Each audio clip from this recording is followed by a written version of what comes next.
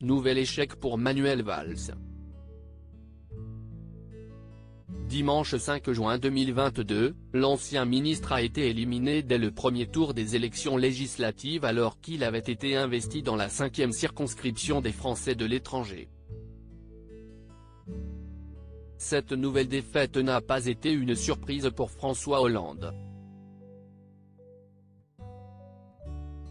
Dans les colonnes de l'Express, jeudi 9 juin 2022, l'ancien président de la République a estimé qu'il trouvait que c'était triste de finir comme ça, en faisant référence à Manuel Valls.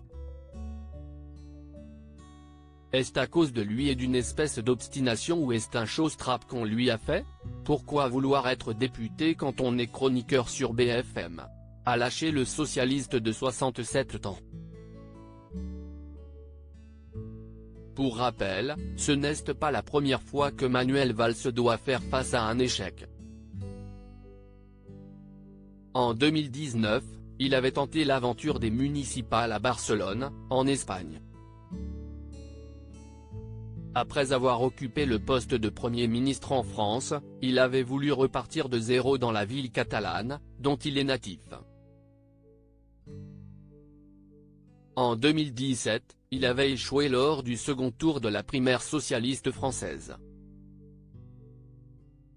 Alors qu'il avait pris la décision de ne pas soutenir son adversaire des primaires, Benoît Hamon, pour la présidentielle de 2017, il avait été exclu du Parti socialiste.